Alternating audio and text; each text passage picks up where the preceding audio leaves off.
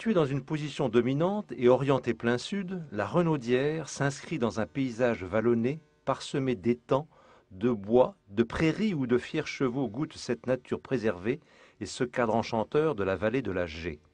Les sous-bois qui mènent au château sont constellés de fleurs blanches, tel un tapis neigeux sous le soleil. La chapelle, reconstruite au XIXe siècle, monte la garde à l'entrée de la cour d'honneur.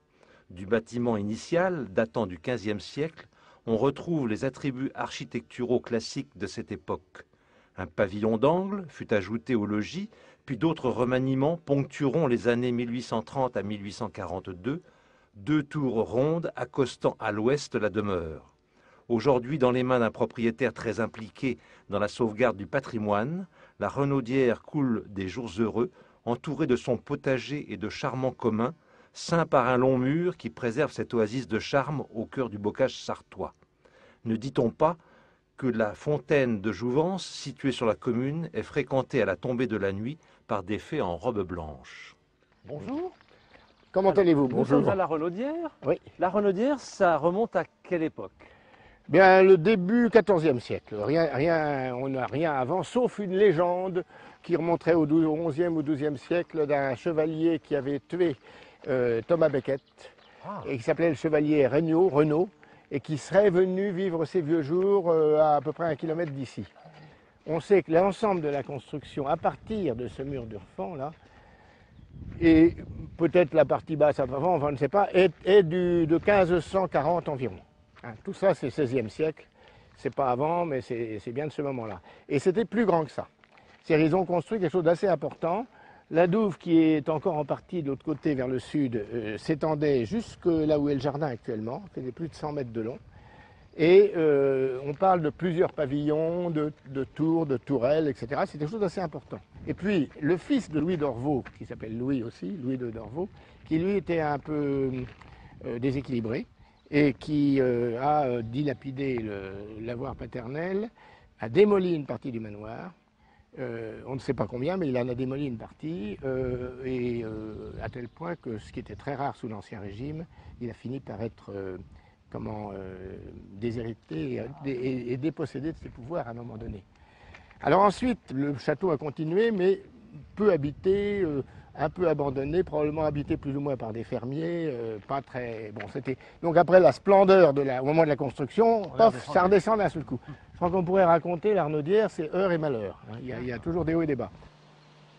Et au moment où est arrivée la Révolution, il faut imaginer la Renaudière plus longue qu'actuellement, avec des bâtiments qui se continuaient plus loin, une chapelle ici, là où à peu près là où est la tour, et des grands bâtiments de commun à droite et à gauche qui rejoignaient jusqu'à la petite maison. Une cour en U, très profonde, et des bâtiments plus importants que le château.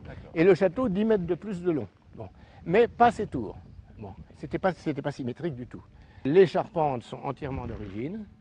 On trouve toutes les charpentes du XVIe siècle. Mais par contre, les grandes lucarnes ont été refaites au début du XIXe siècle. De même que les tourelles. Et au sud, on le verra tout à l'heure, la tour octogonale. La Renaudière a une succession de tours, de formes différentes, donc d'âges différents. Ah ben, c'est-à-dire que vous avez la partie Renaissance qui n'a que des pavillons carrés, et puis les rajouts 19e qui ont remplacé une construction qui a fait aller jusque ici où je suis, ça, oui. Et qui, eux, sont un replaquage 19e de ces deux tourelles. Alors sur la façade sud... Alors la façade sud, on a un étage de plus pratiquement, parce qu'on est en forte déclivité. Oui, la déclivité permet de gagner un niveau. Oui. Et alors là, on arrive sur la tour d'escalier qui, elle, est d'origine.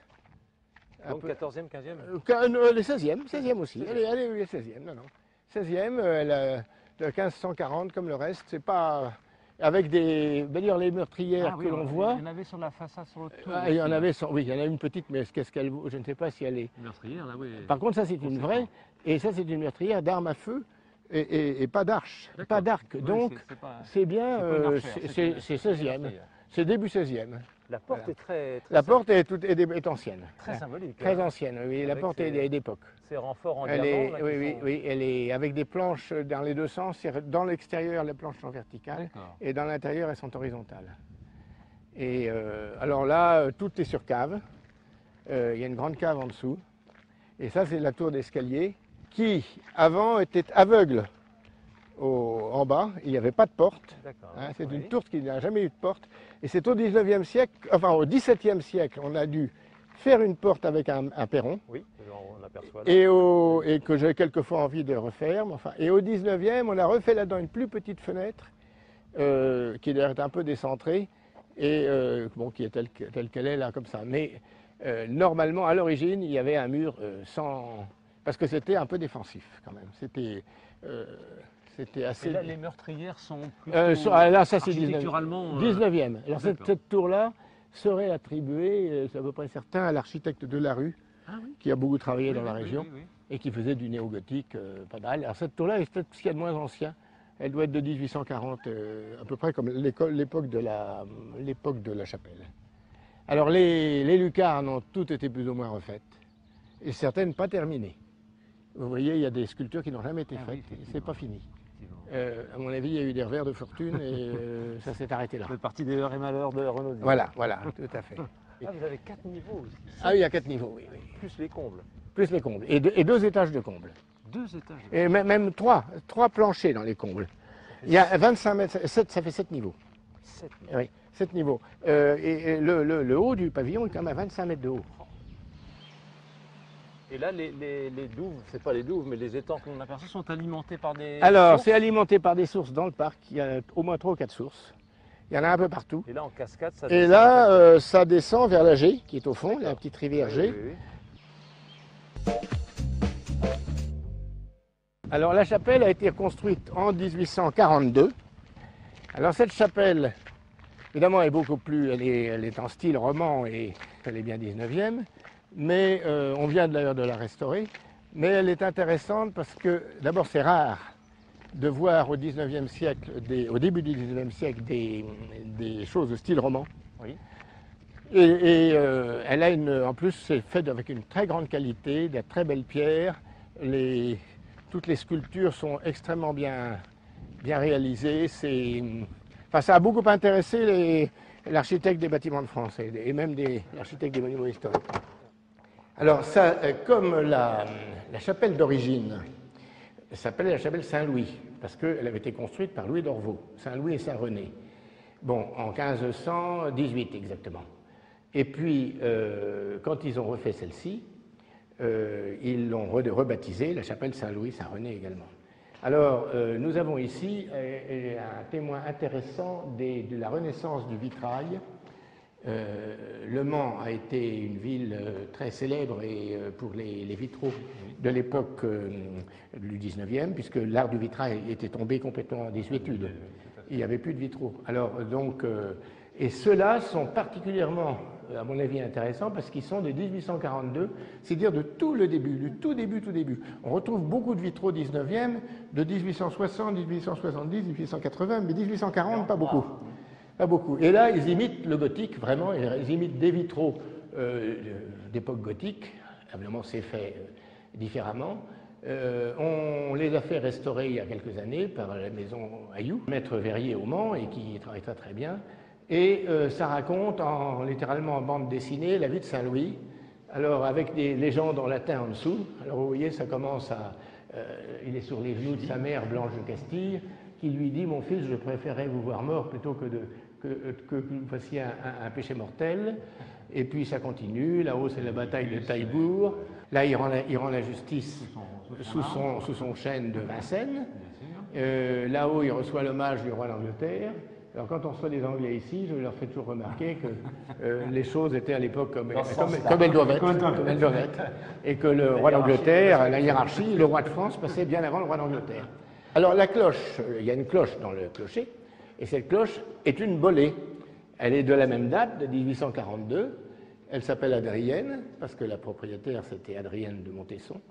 Et elle est donc des fonderies bolées, puisque les bolets, avant de faire des voitures, étaient fondeurs de cloches. Alors je vais vous la faire sonner. Vous voyez, elle a une très jolie voix.